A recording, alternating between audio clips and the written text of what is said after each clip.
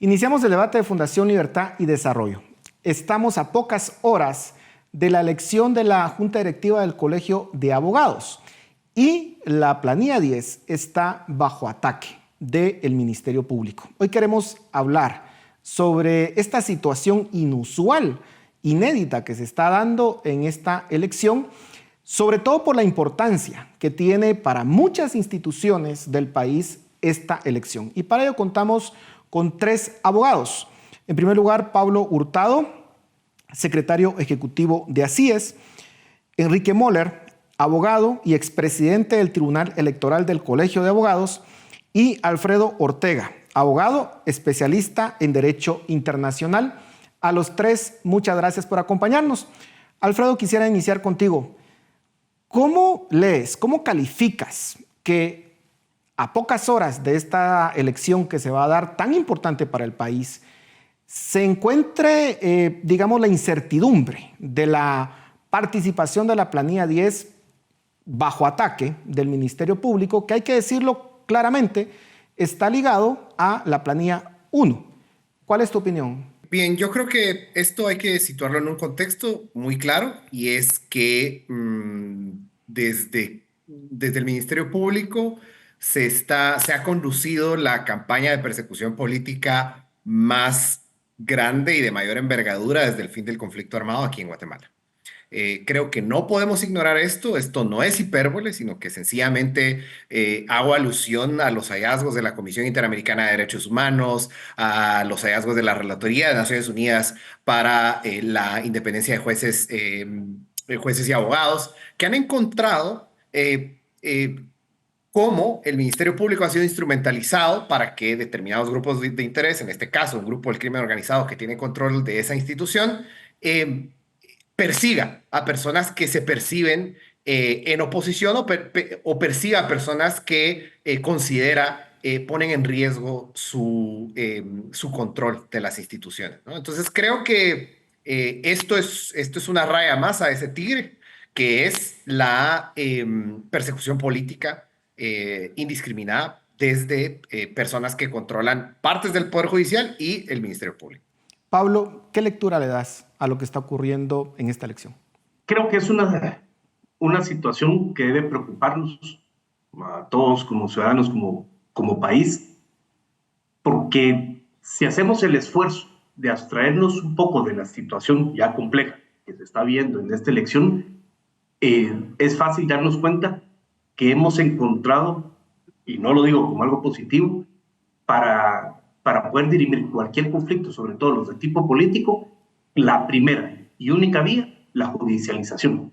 Y eso, bajo ningún punto de vista, puede ser positivo. Debería ser la última ratio, la última opción. Sin embargo, eso cada vez debilita más nuestro Estado de Derecho.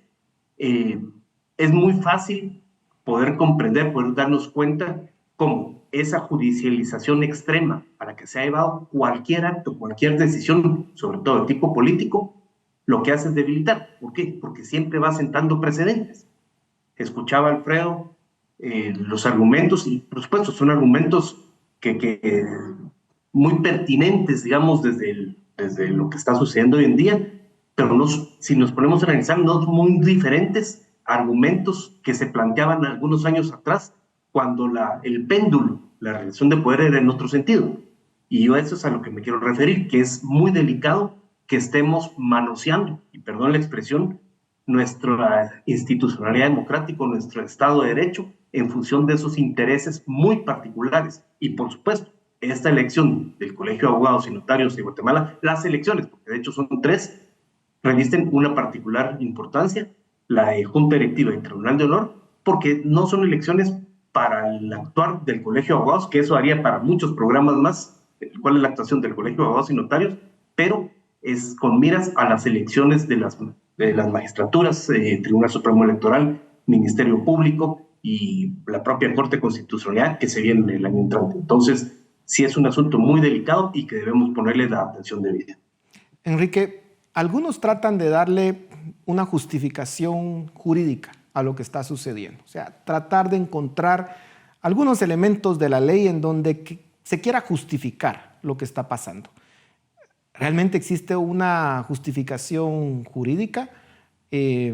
O pues hay que entenderlo como es un acto político en el cual se pretende eliminar uno de los contendientes en esta elección.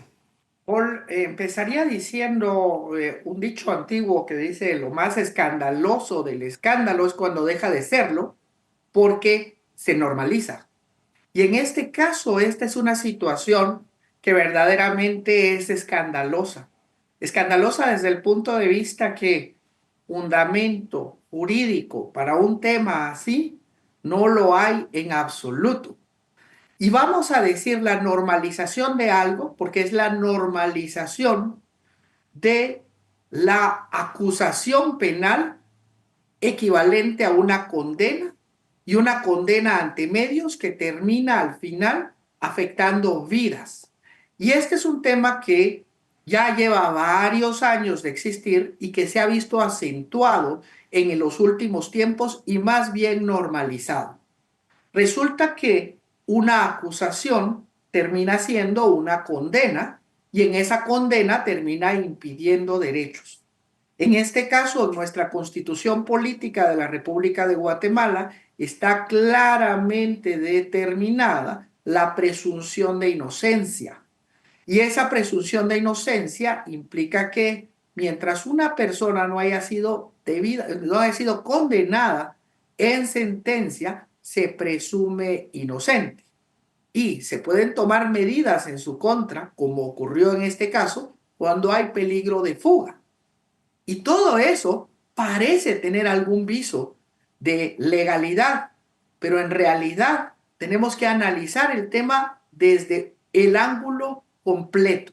¿Qué significa eso? Primero, una investigación que ya de por sí tiene grandes sombras de duda al respecto de una campaña política. Segundo, el tiempo, el momento en el cual se ejecuta una orden judicial durante un acto de presentación de campaña. Tercero, la hora en la que se ejecuta, porque se ejecuta después de las 6 de la tarde, en horas completamente inhábiles, precisamente para generar un efecto mediático.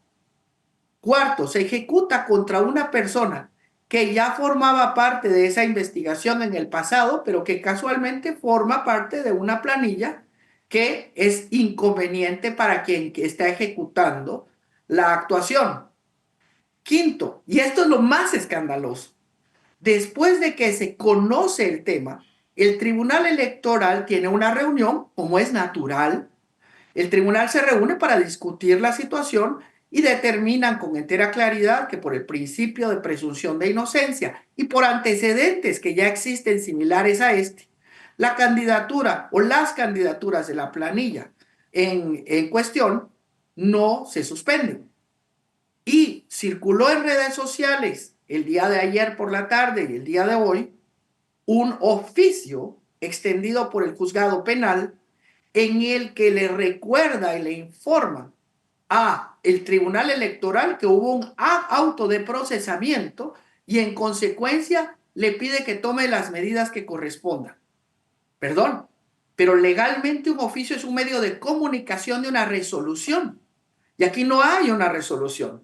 Aquí hay un acto oficioso de un tribunal que también es conocido, y no vamos a tapar el sol con un dedo, por estar alineado con los temas que el Ministerio Público ha promovido en esta persecución a la que ya se hizo referencia. Y en esa alineación le presenta al tribunal no una instrucción, no una orden, te estoy avisando. Pero en Guatemala sabemos qué significa ese te estoy avisando cuando viene de las personas que vienen. Pablo, ¿cuál debería de ser la reacción de la comunidad de abogados en Guatemala? Porque ya lo decía Enrique, lo peor que podemos hacer como sociedad es normalizar este tipo de situaciones, y para las elecciones generales en el 2023 lo que vimos fue precisamente que se eliminaron ciertos candidatos porque resultaban incómodos, eran una amenaza para quienes ostentaban el poder en ese momento.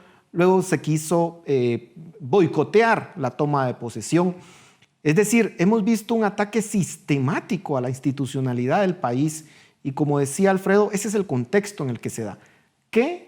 ¿Cuál debería de ser la actitud de la comunidad de abogados? ¿Es abstraerse? Es decir, entonces ya no voy a votar. ¿O por el contrario, debería de motivarles a votar este día viernes? Sí, tal vez el término que primero se me viene a la mente es tristeza, porque realmente es triste cómo, y no es nuevo, no es de esta elección, cómo en las elecciones que tienen que ver dentro del Colegio de Abogados y Notarios de Guatemala, que se supone que es donde estamos todos los profesionales que de una u otra manera, al hacer nuestro juramento profesional, nos hemos comprometido con el Estado de Derecho y sin embargo los niveles de apatía son inmensos y creo que inmensos se quedan cortos. Las elecciones, la participación en las elecciones, no tengo los datos exactos, pero es muy, muy reducida la cantidad de profesionales que llegan a votar. Y si a los que nos dedicamos, a los que trabajamos, a los que vivimos dentro del Estado de Derecho, como en primera línea, por ponerlo de alguna forma, no logramos tener ese interés, ese involucramiento y ese compromiso, pues definitivamente, mientras más lejanos está dentro de la sociedad, peor puede ser el resultado. Entonces, respondiendo concretamente, lo primero es, hay que demostrar y ojalá fuera una situación memorable, legendaria, histórica, en donde la participación fuera nunca antes vista y que eso marcara un antes y un después. ¿Por qué? Porque somos los profesionales del derecho y las ciencias afines a quienes primero nos debe interesar lo que sucede en nuestro Estado de Derecho. Entonces, eso sería el primer elemento y reitero, lamentablemente no es así. Ojalá esta sea una situación diferente, pero no ha sido en los últimos años. Alfredo, ¿qué está en juego? ¿Por qué esta persecución? ¿Por qué el intento de boicotear pues a esta planilla? ¿Qué es lo que pretende el Ministerio Público y la planilla 1, que es, digamos, muy evidente que están ligados al tratar de descalificar a la planilla 10? Y bueno, creo que, digamos, si uno revisa los colegios de abogados, por lo menos en la región, que es lo que he tenido oportunidad de hacer, ¿no? No existe otro gremio de abogados en las Américas del que yo tenga conocimiento que tenga tanto poder. El voto de cada profesional colegiado, ¿no? No solo abogados, sino de ciencias afines en el colegio de abogados, tiene un impacto directo en elección de Corte de Constitucionalidad, Corte Suprema, Corte de Apelaciones, del Tribunal Supremo Electoral, incluso de la rectoría y la decanatura de la Universidad de San Carlos. El voto de controlar el colegio de abogados es una de las principales, o quizás no una de las principales, pero una muy importante palanca del poder en este país. Y, como decía hace algún momento, digamos, de manera muy distinta, y aquí quizás solo voy a hacer un pequeño sablazo ahí al licenciado Hurtado, que siempre he peleado un poco con esto del péndulo porque establece una falsa equivalencia. Y es una falsa equivalencia poner en el mismo lugar la persecución de personas, la persecución penal en contra de personas que cometieron delitos, ¿no? Y graves delitos de corrupción, y la persecución sistemática y la persecución política sistemática de periodistas, opositores, activistas, con base en mentiras, ¿no? Y de nuevo, esto no es una postura política, son hallazgos de organismos multilaterales que han revisado estos expedientes. Por ejemplo, el Grupo de Trabajo de Detenciones Arbitrarias ya ha emitido 3 decisiones en el que en el tono de las decisiones del Grupo de Trabajo de Detenciones Arbitrarias es muy similar a las decisiones que vemos en Nicaragua y en Venezuela. Entonces, regresando otra vez a lo mencionado al principio, lo que está en juego es una de las palancas de poder que estos grupos de interés no quieren soltar. Bueno, igual hay que decir que el comportamiento de la CICIG en su momento tampoco fue perfecta y se pudieron haber cometido muchas injusticias en el camino, ¿verdad? Y también tenemos que ser críticos en todo caso de ese periodo. Pero, Enrique, ¿qué se puede esperar para este viernes? ¿Qué expectativas hay respecto a la participación de los abogados? Porque Insisto, hay algunos que puedan decir, bueno, entonces yo, dado este relajo, ya no participo, pero realmente esa sería la mejor estrategia o lo mejor para Guatemala y para el gremio es que vayan a participar. Voy a arrancar con un poquito de comentarios sobre lo que acabamos de escuchar y yo creo que finalmente venga de donde venga la arbitrariedad es arbitrariedad y punto. No se le puede calificar de izquierdas, de derechas, de conservadores, de liberales, de quien sea. Venga de donde venga la arbitrariedad es el problema. Y yo creo que los abogados somos los primeros que debemos entender que nuestra capacidad técnica, nuestra educación, todo lo que académicamente somos y lo que representamos depende de un sistema de justicia en donde la ley prevalezca sobre todo.